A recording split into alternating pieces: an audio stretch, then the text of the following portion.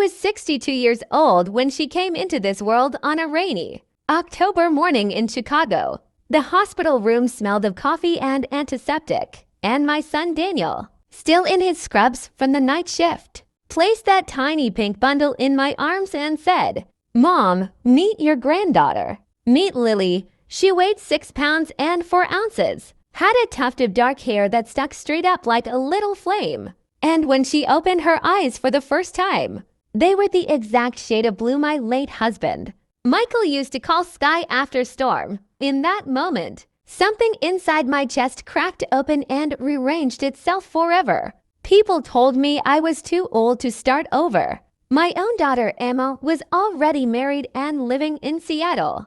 Daniel was drowning in residency. And Lily's mother, sweet Sarah, was taken from us 6 weeks after the birth. A brain aneurysm, no warning. 1 minute she was laughing at something on her phone. The next she was gone. I still remember Daniel's voice on the phone at 3 in the morning. Broken into pieces. "Mom, she's gone." From that night on, Lily was mine, not just my granddaughter, mine.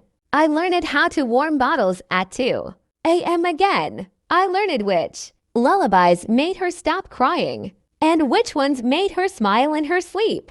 I pushed a stroller through snowstorms to mommy and me classes even though I was the only grandma there. I became the person strangers smiled at in Target because a tiny girl in the cart kept waving and saying hi, hi, hi. To everyone we passed, she called me Grams by the time she was 2. It was Grams for everything. Grams, Jews. Grams, up.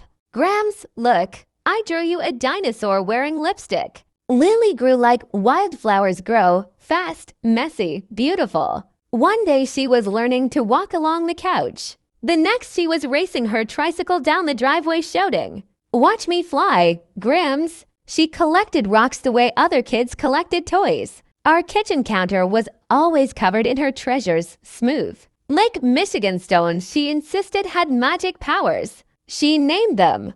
There was Sir Sparkles, Princess Pebble, and one especially. Round one she called Mr. Fluffernutter. I still have Mr. Fluffernutter in my coat pocket 20 years later. I can't let him go. When she started kindergarten, I waited at the bus stop every afternoon with a thermos of hot chocolate and 2 cookies. One for her, one for me. She'd come barreling off those yellow steps, backpack bouncing, hair escaping every braid I'd fought to put in that morning. And the second she saw me, she'd scream Grams. So loud the bus driver laughed every single time. She was fearless and dramatic and tender all at once. At 7, she decided she wanted to be a veterinarian and a rock star and an astronaut. At 9, she rescued a stray cat and named it Pickles even though it was a girl. At 12, she discovered makeup, tutorials on YouTube, and turned my bathroom into a glitter war zone.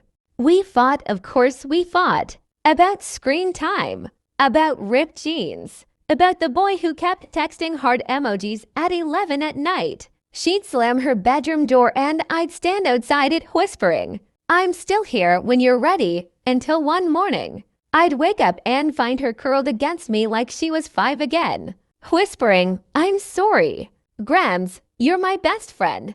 Those were the moments I lived for. The moments that made every gray hair and every ache in my knees worth it. Then came sophomore year of high school, and a boy named Ryan. Ryan, with the kind eyes and the old Jeep, and the way of looking at Lily, like she was the only person in any room.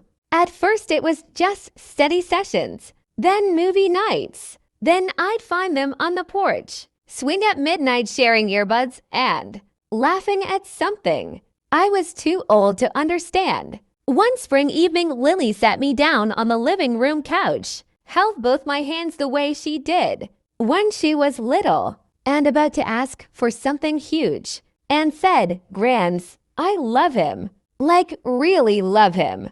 And he loves me back." My heart did that cracking thing again. Only this time it hurt more than it healed. I liked Ryan. He called me ma'am, carried groceries without being asked, and once fixed my garbage disposal without making me feel ancient. But liking him didn't stop the terror that rose in my throat every time I pictured my Lily leaving. Still, I smiled.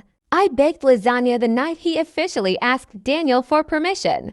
I helped Lily pick her prom dress and cried in the department store when she spun around in pale blue chiffon, looking like every dream I'd ever had for her. They got engaged the summer after graduation. He proposed on the pier at Navy Pier with fireworks going off behind them like the universe itself was clapping. She called me screaming into the phone, "Grams, say yes. Please say yes." I said yes. Of course, I said yes. Then I hung up and sat on the kitchen floor and cried until there was nothing left. The wedding was in September, golden light and sunflowers everywhere. Lily walked down the aisle holding Daniel's arm, but her eyes found mine across the rows of chairs and stayed there. When the officiant asked who gives this woman, Daniel started to speak, but Lily cut him off and said clear as day, "My Grams does." I lost it. Full ugly cry in front of 300 people. Didn't even care. They moved to California 6 weeks later. Ryan got into a residency program in San Francisco, and Lily had been hired to design album covers for some band I'd never heard of. They promised visits. They promised FASA time every Sunday. They promised the guest room would always be Grams's room. The house went quiet in a way quiet had never felt before. Her bedroom stayed frozen in time. Fairy lights still strung across the ceiling. Posters of Harry Styles and old concert tickets stuck to the mirror. The rock collection lined up on the dresser like soldiers waiting for her to come home and give them new names.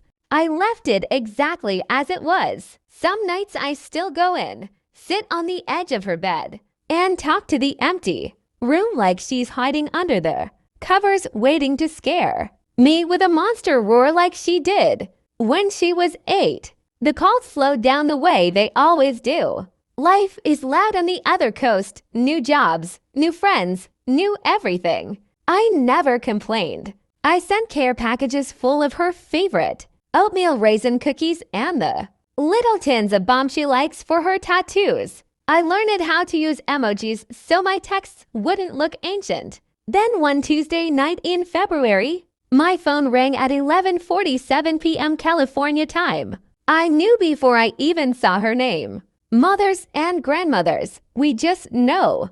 Grams, she sobbed, and the sound broke something inside me all over again. Grams, I'm pregnant. I'm so scared. I don't know how to do this without you. I was already pulling my suitcase from the top of the closet while she cried. "Baby," I told her, voice steady even though my hands were shaking. "You listen to me. You are my heart walking around outside my body.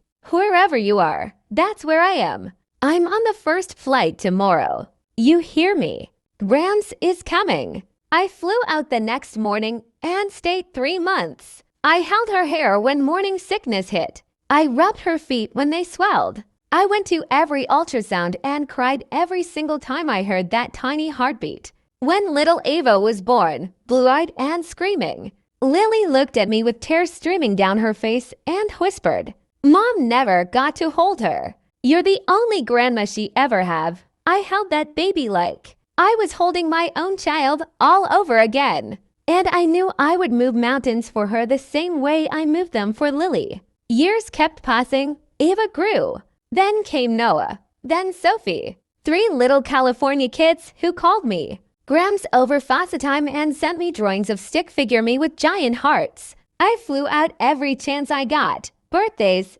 Thanksgivings, the time.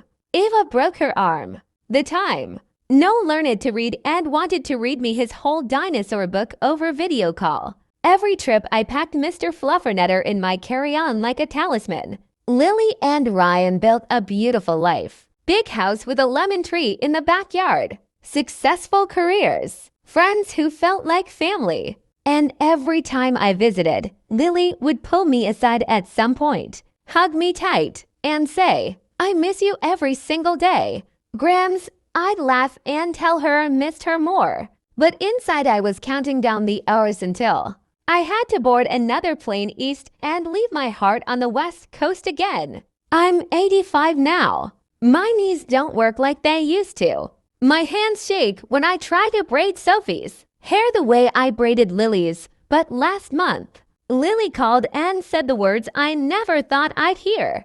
Grams, we're moving back to Chicago. Ryan got an offer he can't refuse, and honestly, we're homesick. The kids need you. I need you. Come home to us.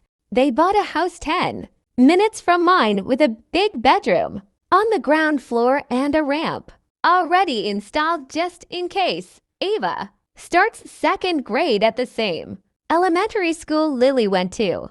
Noah wants to learn how to skip rocks on Lake Michigan with the grandma who keeps magic stones in her pocket. And Sophie, only 4 years old, already calls my house Grams's castle. Last week, I stood in Lily's old bedroom one final time and took down the fairy lights. I packed the rock collection into a special box labeled, "For the new generation." I left the Harry Styles posters because Ava saw them and screamed, "Mom, you knew Harry when he was baby." And Lily laughed so hard she cried. I moved some of my things into their new house yesterday. My rocking chair is by the window that looks out on the lemon tree they brought as a sapling all the way from California. My Mr. Fluffernutter sits on the dresser next to Ava's growing collection of lake stones. Last night, all 3 kids climbed into my bed like Lily used to do. Ava read me her library book. Noah told me about the dinosaur he's going to be for Halloween. Sophie fell asleep sucking her thumb on my chest exactly the way Lily did at that age. And Lily stood in the doorway watching us, tears in her eyes, smiling the same smile she had the day she was born. She walked in, kissed my forehead, and whispered, "Welcome home, Grams." And for the first time in 23 years, I fell asleep knowing that when I wake up, every piece of my heart will be under the same roof again. Because some love doesn't fit inside a house. Some love stretches 3,000 miles and 23 years and still comes running back the moment you call it home. I held her when she took her first breath. She held me when I took my last steps into the house where I'll take my final ones. And between those 2 moments, we build a lifetime made of rocks and cookies, lullabies and tears, fights and forgiveness, airplanes and lemon trees. My name is Evelyn Rose Thompson. My granddaughter calls me Grams. And this is the story of the greatest love I've ever known. It never left. It just came home.